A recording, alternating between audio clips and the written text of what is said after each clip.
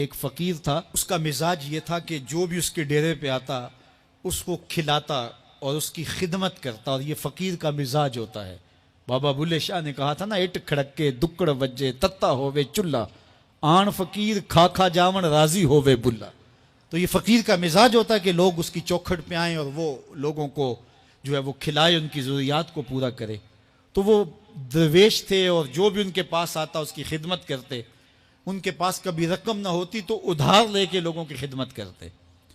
हत्ता कि जब उनका आखिरी वक्त करीब आया और हालात ऐसे हो गए कि लोगों को लगा कि बाबा जी अब रुखसत होना चाह रहे हैं, तो सारे कर्ज खा इकट्ठे होके बाबा जी के पास आ गए कि जनाब हमारा कर्जा अदा कीजिए। एक जमघटा बन गया और बाबा जी को ये फिक्र थी कि ये मेरे मेहमान हैं और मैं इनकी खिदमत करने के काबिल नहीं हूँ, मेरे पास कुछ है नहीं। इतने में एक छोटा सा बच्चा था, वो गली में पतीसा बेच रहा था।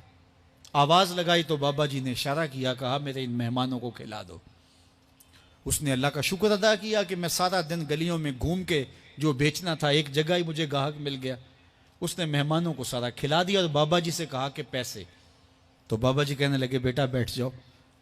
बेटा बैठ गया। थोड़ी देर के बाद उसने फिर कहा कि बाबा जी पैसे।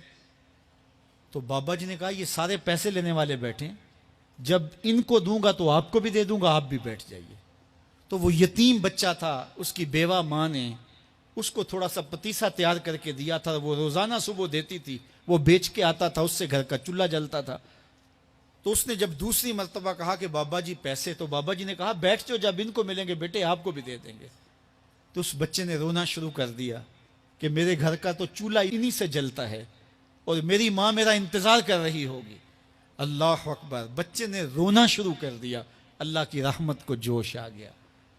कोई शख्स बाबा जी के लिए नजराना लेके आ गया, वो थैलियां पेश की, बाबा जी ने बच्चे को दिया, जितने भी कर्ज खा थे सबको दिया और शुक्रिया अदा किया। कहा जाओ। वो सारे कर्ज खा बोले हम सुबह के बैठे हुए थे, ये नजराने वाला पहले क्यों नहीं आया? कहा पहले तुम में कोई रोने वाला नहीं था, एक रोने वाला आया, सबका काम बन गया।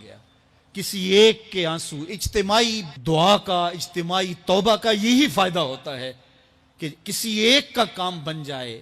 ये तिजारत में उसूल है कि जब कोई किसी को आप सौदा देना तो उसमें कोई खराब चीजें चली जाएं तो या तो वो सारा कबूल करे या सारा रद्द कर दे। तो अल्लाह जब कबूल करता है इज्तिमाई तौर पे, फिर सारों को कबूल कर लेता है। तो इसलिए आज की बाबरकत शबे नूर में मेरी माएँ बहनें बेटियां भी तशरीफ़ फरमा हैं, बच्चे बूढ़े जवान भी तशरीफ़ फरमा हैं। तो किसी एक के आंसू अल्लाह को कबूल हो गए, किसी एक की ज़ुबान से निकला हुआ जुमला उसकी बारगाह में कबूल हो गया, तो मेरे जैसे गुनाहगारों का भी काम बन जाएगा।